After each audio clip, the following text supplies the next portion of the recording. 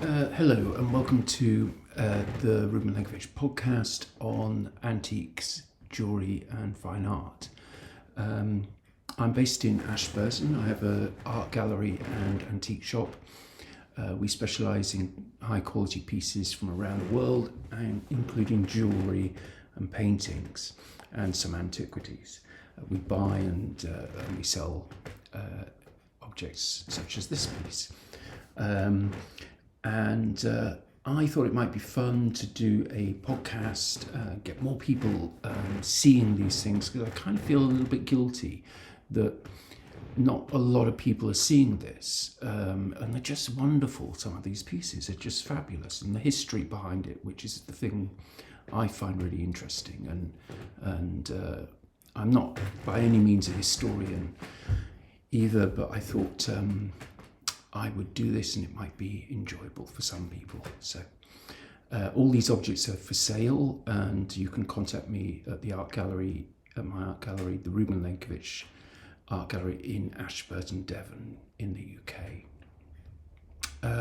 So this, I thought I'd do this. This is not, only the second podcast. So anyway, here we go. So this piece is a bull from India, and it's often called a Nandi bull, and it has a history that goes back to the dawn of civilization.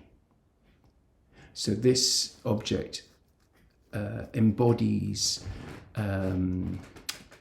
characteristics that were valued, worshipped, venerated by the people of southern India and the Indus Valley, and 3,000 years BCE. It's in Mesopotamia and across that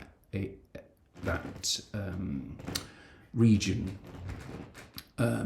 which developed into Hinduism and religious gods, such extraordinary, colourful mythologies, the Shiva. So this is the sort of the charge of Shiva, but it also embodies the characteristics of Shiva as well. It's often depicted with the legs underneath and the garlands and bells. It has a hump, and it is always waiting. And this was, in Hinduism, one of the most respected qualities is the quality of waiting. And it has a huge influence on meditation and philosophy. It's this idea of patience and being just in a state of calm peace and just waiting for life, observing your surroundings, not being asleep, but not actively yearning for something, but just simply waiting and acceptance. Different parts of the bull represent many different factors, such as so this unusual, the hump area, is seen as fertility, virility, and so on, and all different factors. It's a beautiful object. It's almost certainly Victorian. It's alabaster. It would have been painted in gold, and it would have been a bright object, full of these wonderful colours. But it would have also had the white marble, which also represents purity and so on, moral virtue. And so there's an anthropomorphic quality about these objects. Even today, you go to any temple, a Hindu temple throughout India, and you would find this object. venerated generally in the entrance of a temple. It's got this beautiful globe, which wouldn't have been original, with a lovely velvet Victorian piece. Very much doubt it's original. It's a wonderful, beautiful object. It's one of my favourite pieces in the gallery. It's very nicely carved. Often you find these pieces and they're quite sort of primitive, they're quite rough. This one is beautifully carved with details in the eyes are nicely delineated, the shape, the patina is very nice. It's a wonderful piece. So that's an incredibly simplified, quick description of what this object represents. And it has a very long history with many facets, many qualities to it. There are books, encyclopedias written on this subject, and that's that piece. So without breaking it, I'll put it down here.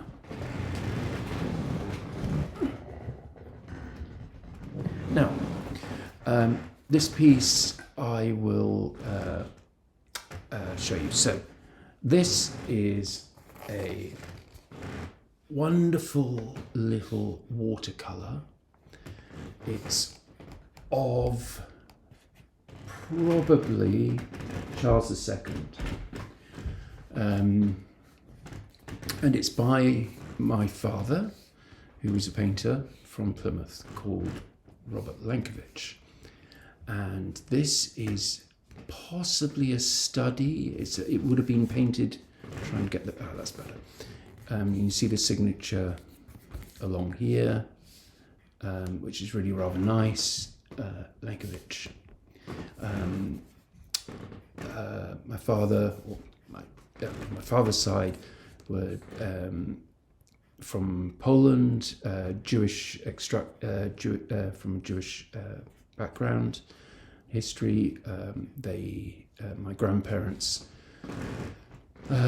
came to London in the 40s and to escape the war.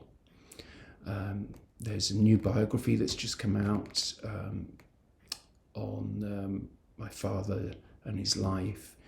He was a very colourful, very, very talented painter, described as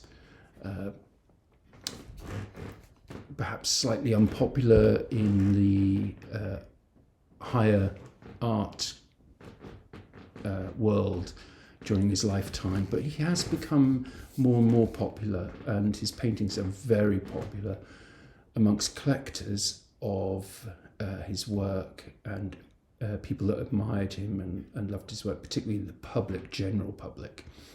And his style changed many times. He was, a portrait painter. He was a painter of personal, deeply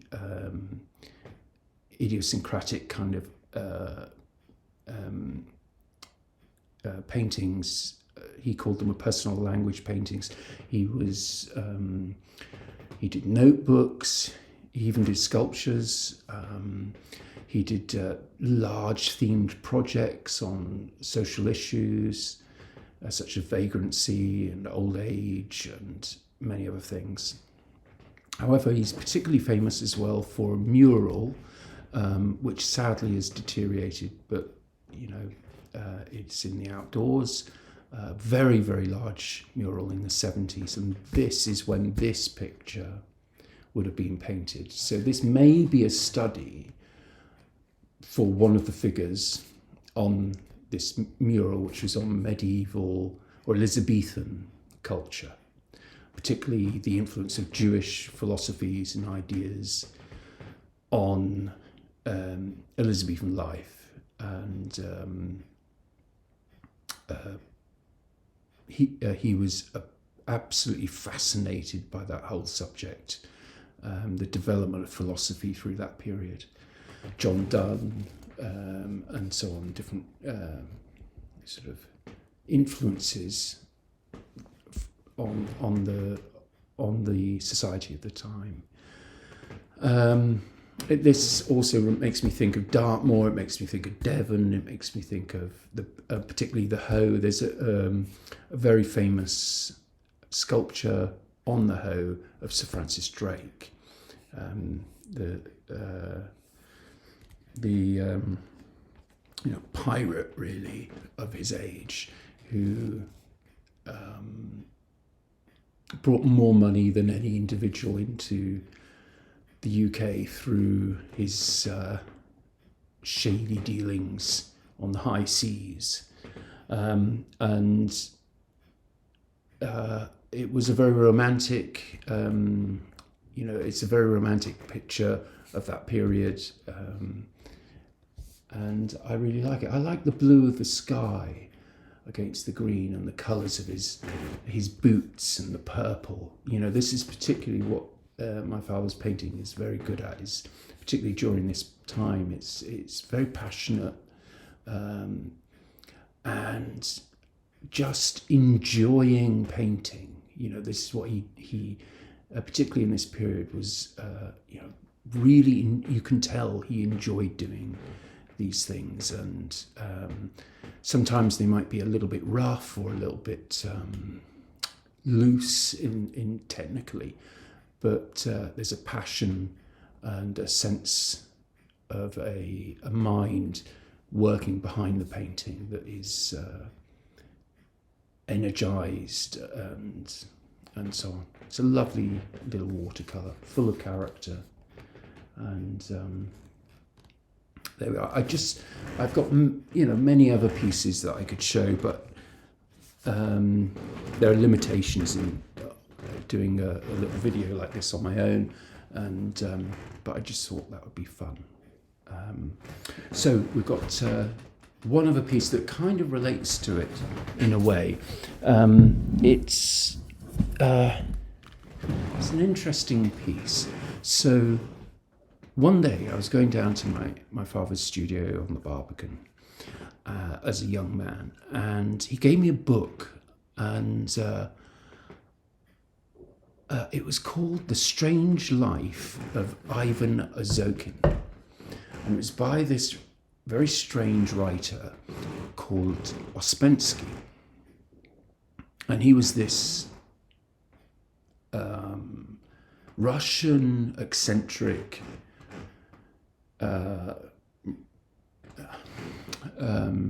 philosopher, I suppose you'd call him, occultist, into esoteric ideas and different ways of thinking at the time, and influenced another philosopher called Gurdjieff.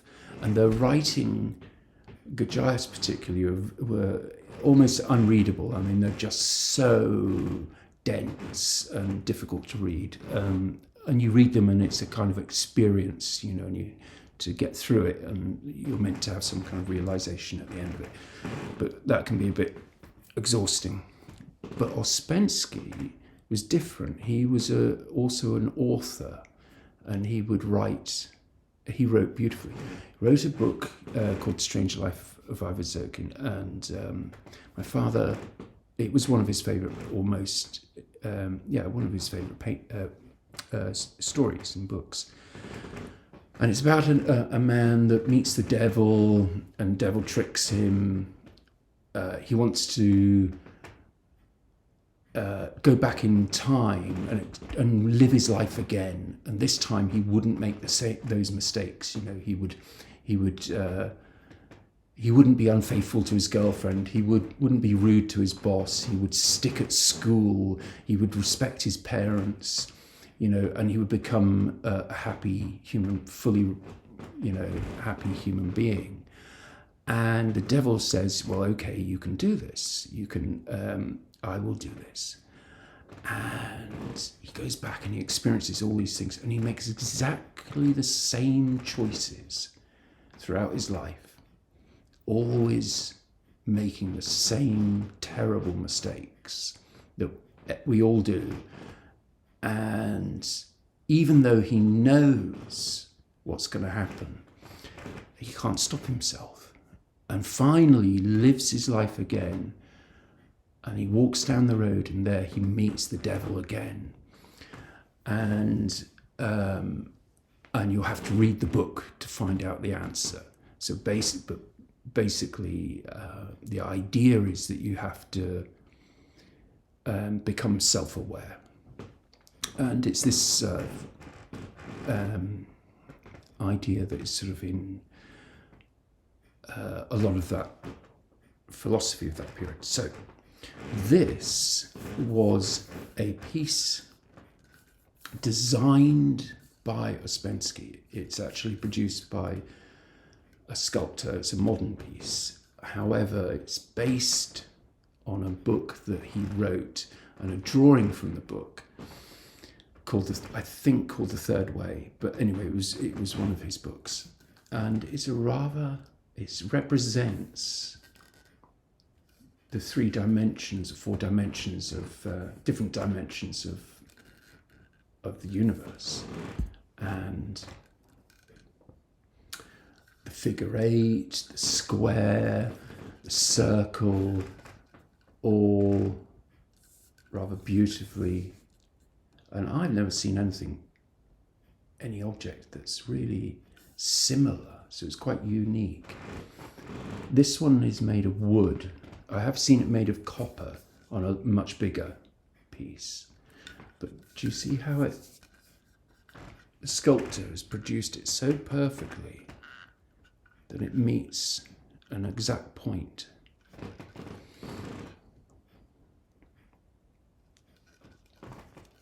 Beautiful object. And I think that'll be it. I hope you enjoyed it. Sorry about squeaking. It's actually a nice chair. It just squeaks. Okay, I'll show you one quick object before I go, which is this Mr. L.N. Fowler.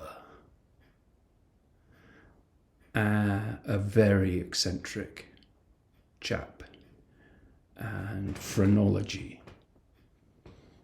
Actually completely crazy, the idea that you can diagnose a person's character and personality and illnesses and character traits from the shape of the nodules on your head. But what he did do is he guessed that there were parts of the brain which are responsible for certain factors. Very early exponent of that idea. Though he had no real understanding of how any of that worked, he did actually guess right, and that is one aspect of consciousness and individuality, is that parts of the brain are responsible for different functions. Although I don't know how he could work out some of these. I mean, friendship,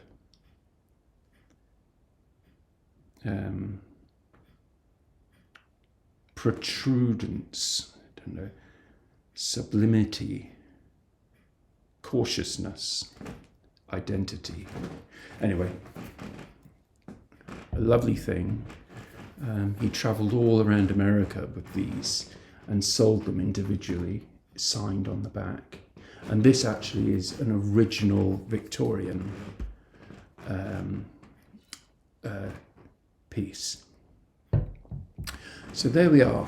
I hope you enjoyed it, and any questions, ask questions below. Get in touch with me. If you're interested in any of the objects, get in touch. And of course, subscribe.